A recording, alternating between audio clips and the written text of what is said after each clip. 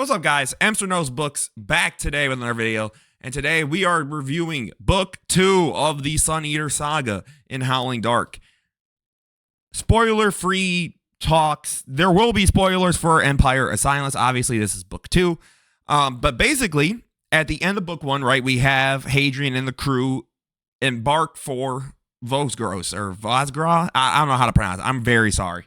But basically, they go to the Cielsen's planet. Or not the Cielsen's planet, but a planet that has locations of the Cielsen. And it's been 50 years since Book 1. Now, you have to remember, right, like this is hyper-realistic space travel, so a lot of that is, they're in fugue and all of that. But, guys,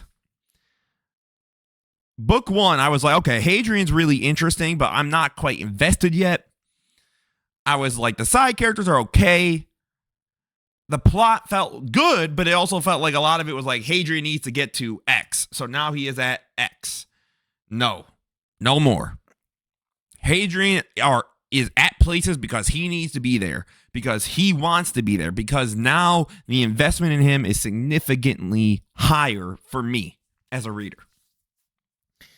The side characters, I would say overall, are significantly improved because of certain standouts in this book.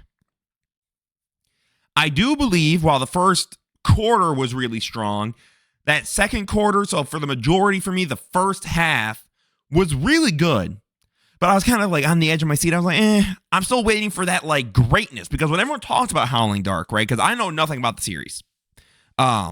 Genuinely nothing. Like I don't know spoilers. I don't know nothing. Glowingly raised about this book. So I'm getting through it. I'm like, this is still really good and definitely an improvement from 1. But like, I was like, man, where's all this hype coming from? And then you get to the second half.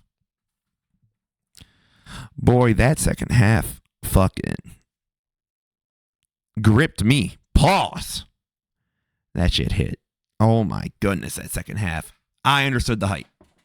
At that moment, I knew what it was all about. So you might be wondering, so Emster, how do you compare it to the first book? I think I gave the first book like a 4 stars. I'm giving this book a 4.5. I think the second half was 5-star material, and the first half was like 4 to 4.25 material. So like, I kind of averaged it out to a 4.5. I love this book. I am most definitely going to get into Demon in White once I finish my current read. Guys, this book is just fucking so good. So would I recommend this book to a friend? If they liked Empire of Silence enough, I would straight up say, what are you doing? Read Howling Dark. Get into it. It's a significant improvement. You're going to be more invested. You're going to want to continue the series right away. But guys, we're doing something a little different this time. So shout out to my guy Frank on some of the book discords I'm in.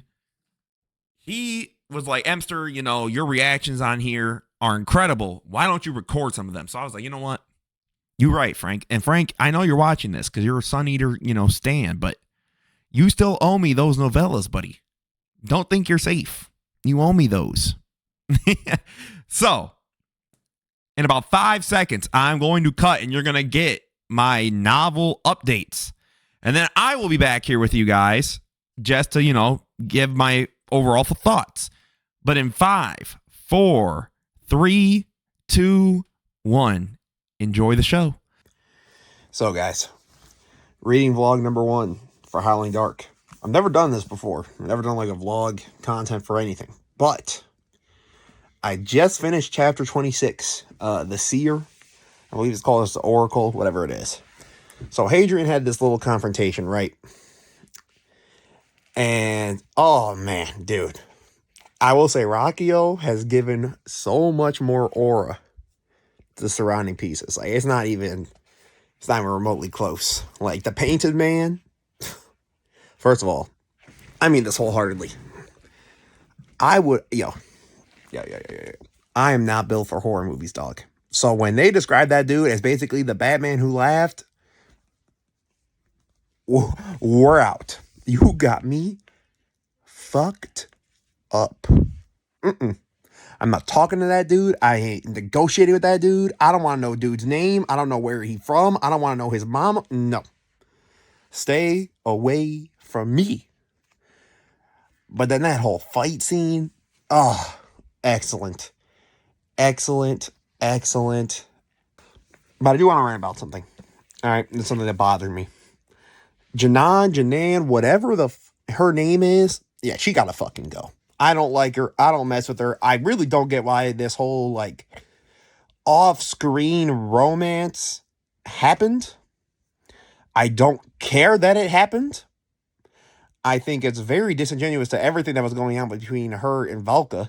Like, I was like, that don't make a lot of sense here, Chris. Like, Valka seemed like literally lined up perfect for you, but okay, I guess Hadrian, is keeping her to the side. Like, but then you come running back to her, to Valka the goat, when you need a favor. Oh, well, ain't that just convenient? Because I don't know her damn name, but this hoe, okay, going, oh, no, I agree with Lynn or Ben or whatever the fuck. I agree with him. You guys are just, no, we can't do this. Brother, cut it. Cut it, bro. Like, if you don't get that bullshit out of here. And that's another thing I did like, though. I actually did like that they broke up pretty early in the book. Again, I'm just on chapter 27 now, so I'm only like 200-ish pages in. I will say, I thought this Oracle was awesome because of Kat coming back in, and how, funnily enough, like, throughout, I guess, a book and a quarter plus, and all the things Hadrian has told people, he has never told anyone about Kat. And Kat, I think, was easily the best side character, aside from maybe Volka in book 1, and, well, obviously she can't be in book 2, because she did. But, I think what was interesting is, like, the idea of the river behind him and the past. Oh, I thought it was so good. And, like, he then looked at the future, and it's just light. And I think that is the sun, exploding and killing everybody. But this book so far, guys, I think about like 30-something% in. We are cooking. We're cooking. So far, I wouldn't say it's as, like, mind-blowing as everybody said, but again, I'm only about 30-something% in. But it's damn good upgrade. And bro, I know they're not lightsabers. I'm sure I'm going to hear in the comments, but Imster, they're not lightsabers, but Imster, they're not. Okay, cool. Whatever. All right. They're plasma swords that cut through anything like it's a lightsaber. Yeah. I'm sorry. I just don't know what you want. What more do you need, man? Oh my god, it's so fucking good. Those fight scenes were incredible. Him and Ben having those, moments of conflict and everything were awesome. And I just thought that everything that was going on has been really, really good. The combat, I think, has gotten way better. And I like it more now because we're not necessarily retreading the same 5 emotions that Hadrian feels. And we're actually kind of getting something else now. And we're getting him in this pursuit for the seals and his alleged want of peace, even though we know how that ends up. But yeah, this is the end of vlog number 1. All right, guys. Reading vlog numero dos. We're up to chapter like 39 or 40 now. And guys, the book is picking up, I think, really, really well. So we have met Karn, who, by the way, Hadrian, bro, you gotta fight this man, bro. You begged this man. You're like, Karn, bro. You didn't say it like this, obviously. You didn't say bro. You probably said Nipponese like 15 times. Random side note, Christopher loves using that word. He loves anything being Nipponese for whatever reason. Really funny, but he was like, Karn, we need to end this war. We gotta stop this. This is getting ridiculous. So many people are dying. And Karn just kind of responds, brother, I don't care. this dude here's the please. Right, so we're about 50% through this book. So literally, this dude Hadrian spent 50 years to get this point. 50. And his brother Karn's response is, okay, and? Yo, I will say, Christopher loves to bury this dude Hadrian. Also a thought that I was having. So Hadrian had talked to some of the homunculuses or whatever, including like the weird like consort one and all that. And I found it very interesting that so there's a conversation, right, that Hadrian seems to basically discount the homunculus as, being human, as being whatever, right? And that's all interesting and, sci-fi and, what would the word be? Similar to, like, Blade Runner, right? Where, like, the idea is that, like, oh, what really is a human and what isn't a human, and can machines reach a point to where they're experiencing humanity, all that. Okay, cool. But then I thought again about the Oracle stuff, right? And shout out to my guy Kevin on the Discord, and shout out to, all the homies like Don and Carson and even you, Frank, who still owes me a nice copy of those books. Nah, I'm just kidding. But Kevin brought up a theory about the hole in the river of his past, and like, did the quiet influence Hadrian during that time? And I'm not too sure about that, but I actually probably agree. But it makes me wonder, right? The Oracle basically confirmed that Hadrian is basically destined or predetermined to be the Sun Eater. So then I kind of asked myself, does Hadrian really have free will? Like, is this in some twisted way Hadrian writing all this out, right? Is he going to realize that when we get to, what's the last book called? Shadows Upon Time. Is he going to go, oh, maybe I was, like, meant to do this. And maybe I am no different from a homunculus. That would be, oh my God, that shit would go crazy, bro. That shit would go crazy. And then I want to get something off. Okay. This one is pure Valka love. Hadrian, you don't deserve my girl, bro. Mm-mm. Why do I feel this way? Well, you're still bitching about Janan. First off, brother, you're having this conversation with Valka after this moment of you saying you miss her too and all. Hadrian, you just want the best of both worlds, bro. And it's starting to piss me off. Okay? It's not that I'm not rooting for you, bro, but like, you want everything.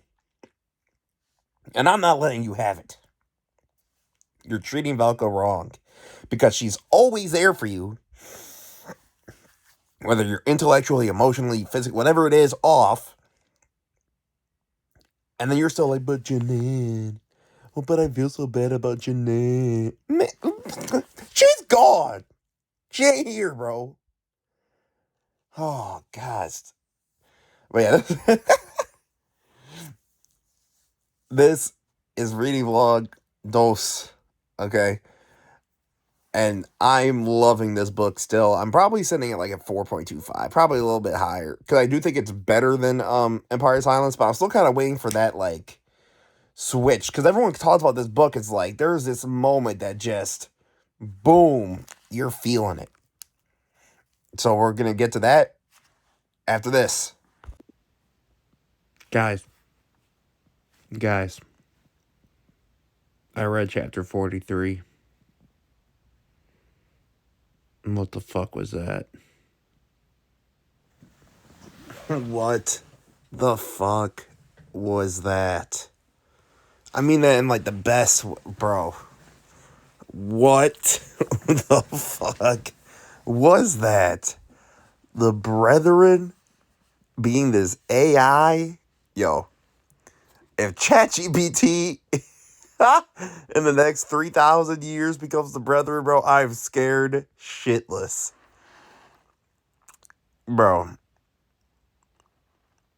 So basically, this does confirm, though. So, okay.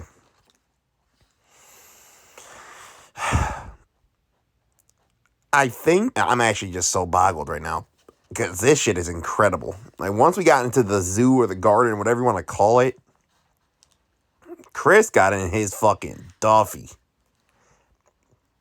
He got in his bag. His bag. Bro. Okay. I'm trying my best to, like, compose myself. But, like, okay. The quiet is either going to be God, like capital God, God, or it's going to be the most ancient space civilization, like, known to man.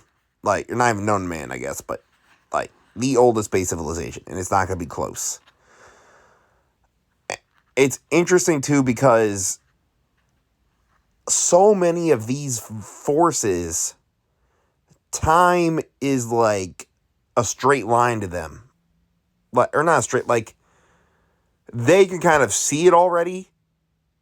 Like, the Oracle could do it. And it's interesting because the brethren were like, well, because they heard us. And, like, what I found was most interesting in these sections was always how whatever the brethren taught, Christopher made it so that they would talk in past, present, and then future. Or, just like, it doesn't have to be in that specific order. But basically, that no matter how, when they spoke, it's almost as if the AI was, like, updating mid-conversation. And that, to me, was interesting. And, again, shout out to Kevin. I think he's right, because in the dream, right, he has this fugue state thing. And I think Hadrian Marlowe is doomed, destined to be the Sun Eater. They basically say, like, they made sure, like, they went through all these possibilities to make sure that this shit happens. He's also going to talk to the brethren one more time, and, bro, I need that, like, now.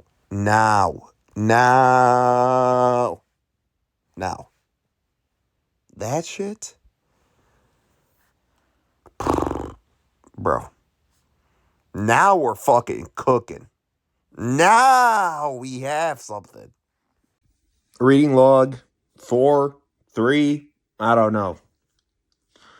So I'm on chapter 67. Don't make that fucking meme, please. I've got a lot of thoughts.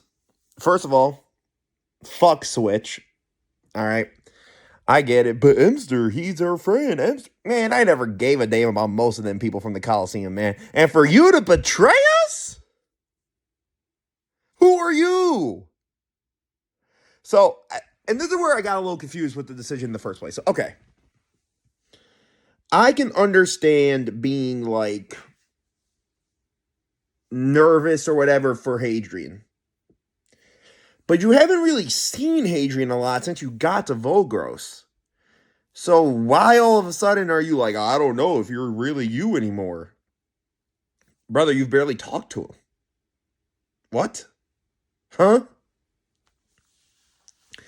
Then, bro, when the Seolson showed up, and then Ben showed up, oh, bro, my mind was blown. I was like, Ben is here? Full circle, man, because even in that moment, Ben still got the Vogros. And then now the Seolson fucking world ship just got attacked by the Imperials, I guess, but we don't know. It's going to devolve to fight it. Guys, I know I'm at like a loss for words, and it's funny because I had a day to sleep on this. But still, fuck Switch. Janaean, bro, I don't get, Hadrian, how you think you're just friends with Volka. How? Brother, you're kissing. She's talking about you're not going to die. I'm not going to let you. And he's like, I believe her. Bro, that is not a friend. Bro, play Mass Effect. Like, get your game up, Hadrian. Because, brother, it's right there. It's so easy. And then it's like, okay.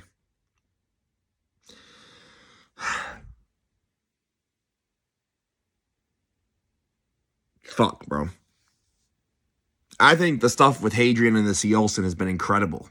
Because, like, seeing him have that internal struggle of, like, his goal and, like, what he perceives to be the reality of the situation and how he basically has started to demonize the Seolson in his eyes, right? And I think also Ruocchio does an incredible thing here, which is the language difference in terms of how peace to the Seolson means submission.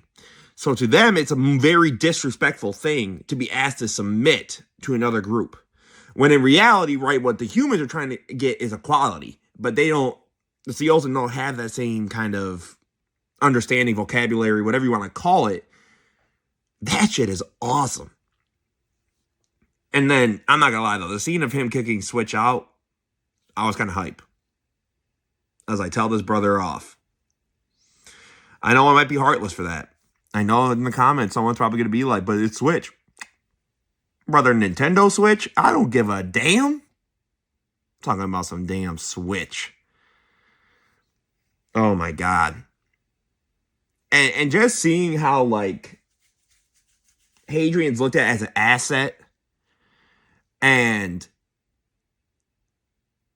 it's just so interesting. Like, the dynamics between the characters and between the politics of the galaxy and seeing Karn and his kids being little shitheads and all of that, I think it's awesome. So reading vlog 3 or 4, whatever the hell we are, this will probably be my last one before I kind of power through, unless something insane happens, and then we're going to have to talk about it. But peace. I lied. Ben, what the fuck, bro? Bro. You kill one of the Undying. We then get the Seolson world ship fucking murked.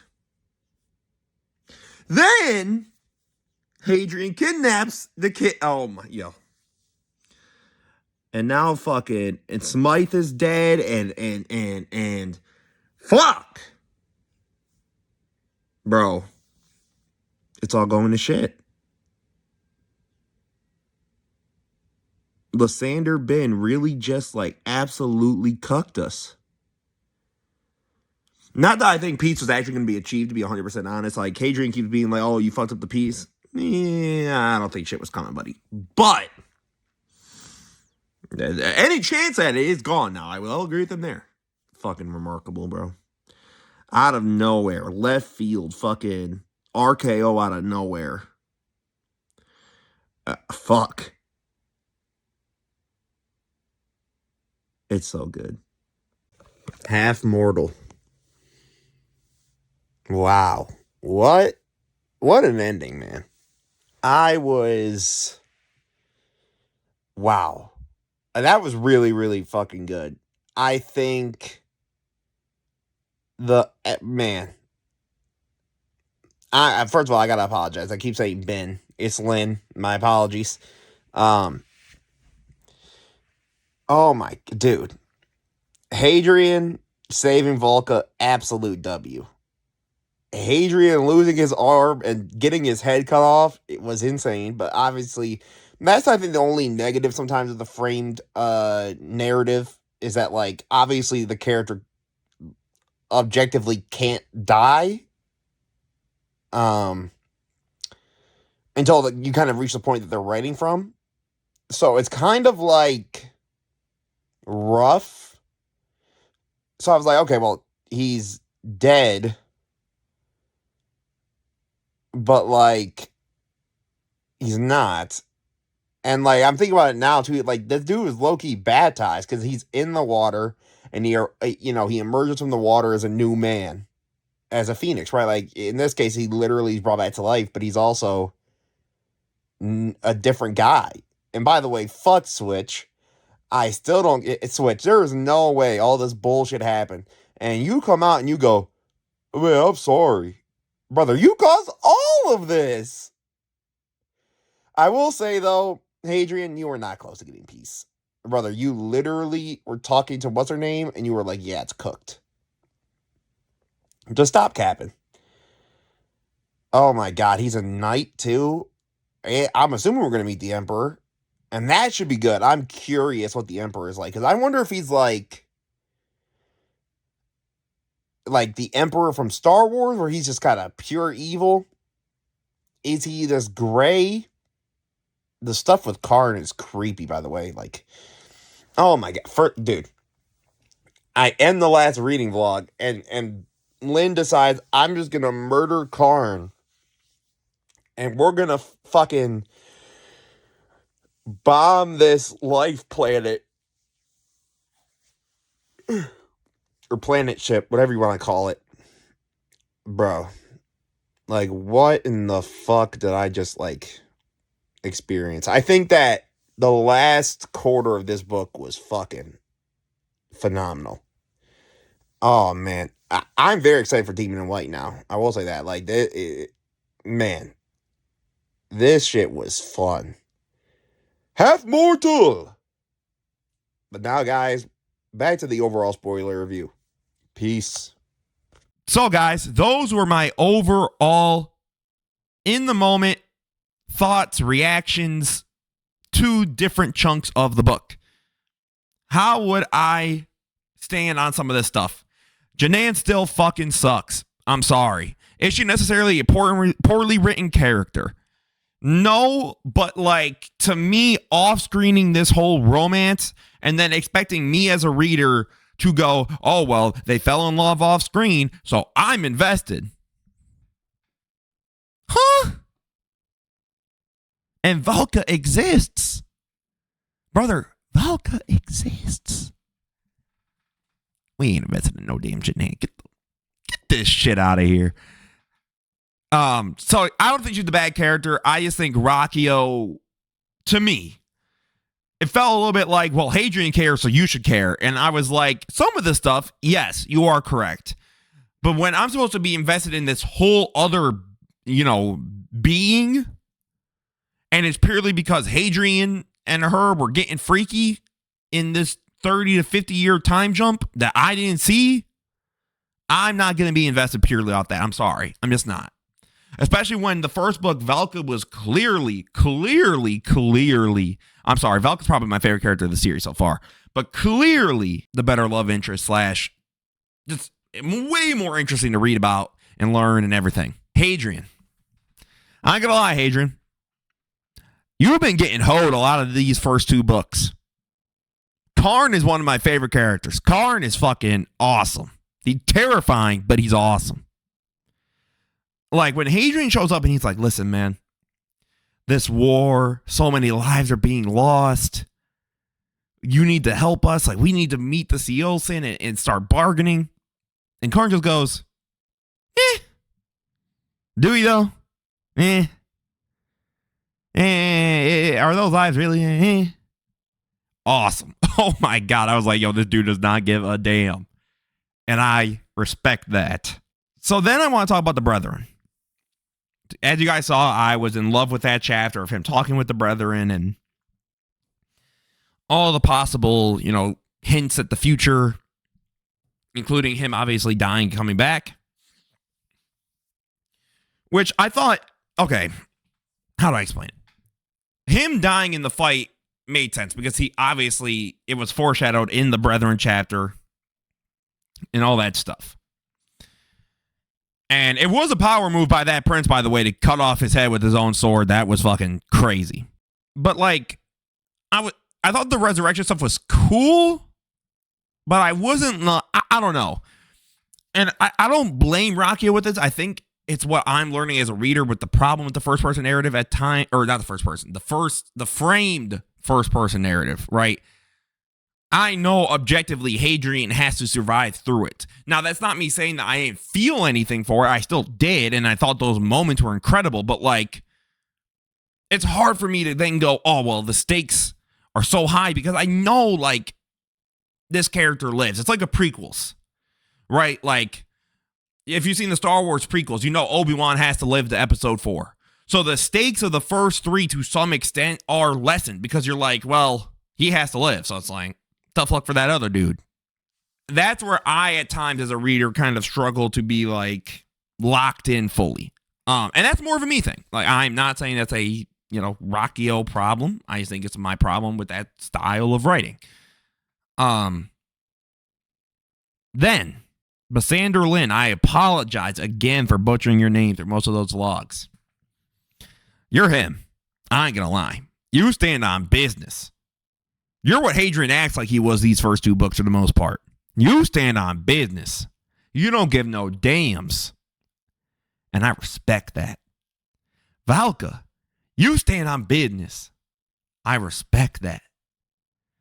Hadrian, you kind of stand on business, but you be a hypocrite a lot of the times, dog. I'm like, okay. Like, you kind of stand on business. You stood on business with that prince's kid. Now, you stood on business there. I kind of respect that. Only because it's a diabolical act. But I do love the death. I think the death of Hadrian Marlowe is also, to me, more twofold, / possibly threefold.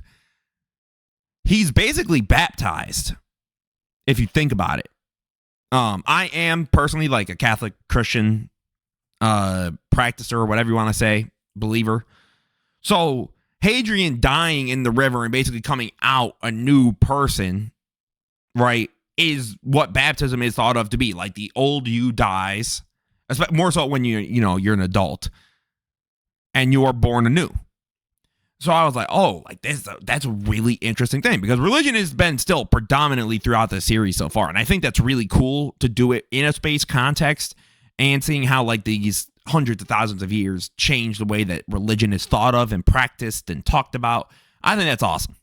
So then I was like, okay, well, Hadrian's like baptized, and now he's the half mortal, right? There's a myth, there's a legend, there's a way, avenue now for us as readers to believe that Hadrian reaches the point he gets to at the end of the series where he's blowing up the sun and, basically committing a genocide. Like, he's gaining clout, like, and you believe it and you understand why. I mean, people saw his head get cut off and he came back. Like, what? So that's the other thing I'm interested in too, is seeing Basander Lynn become dissuade again against Hadrian. Because I don't think he's going to stay this devout, like, I don't want to say like cult believer or whatever. Like, I just don't think he's going to stay this devoted, like, oh my God, Hadrian, you're just him. No, I think at some point Basander Lynn's going to go, nah, fuck you, dude. And him killing Karn, again, stood on business. Karn's kids, creepy as hell. I cannot wait to meet the Emperor. The Empire, like, the Emperor, I think is going to be so fucking cool. I can't fucking wait. Like, my boy really got rewarded by becoming a knight. They said, you know what? Sure, you might have killed a bunch of our own in the beginning. Sure, you might have low-key done some traitorship before. But you killed a prince now. And we worry about what you do for us today. Ooh. So, theory thought, Valka's dying. I do know only one thing, and I know that this whole idea is like, what if Anakin becoming Darth Vader is a good thing? Valka is obviously Padme. I don't know when she's dying. If I had to guess, I know there's 7 books. I'd probably say book 5, maybe book 4. Because I think you need another book of fully their relationship, another book or 2. Because the first book, you get it. The second book, you have all this Janan nonsense. And I think the next 2 books, you're going to get their relationship developed even more. And then Hadrian's just going to crash out and it's over. Man, Switch. We got to talk about that too. I 100% agree with Hadrian's decision. I don't even think it's a question. Because Switch basically claimed Hadrian was acting different. Now, the problem is, right, it is a frame narrative, so maybe Hadrian did cut some shit out where he was acting like a goofy. But Hadrian was acting relatively like Hadrian's been throughout the series so far. And then Switch is like, oh, I had to do it because you were acting like this, this, and this, and I had to go and... What? What are you talking about, man? If you don't, fuck out of here. And then you caused all of that. The world ship of the seals and being destroyed. Karn's, I know he comes back, but death. Hadrian's death. I get it, guys. Oh, well, they come back. Gotta add the body count. The child dies because of you. The prince dies because of you. All of the NPCs that died in that combat because of you. And you go, my bad, man. It won't happen again, man. Listen, we bros, right? We good, right? Brother, you speaking French?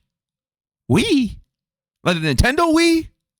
I know you ain't saying WE, because WE, we ain't working no more. You got me fucked up. You go over there. Be gone. And I respected that. That is standing on business.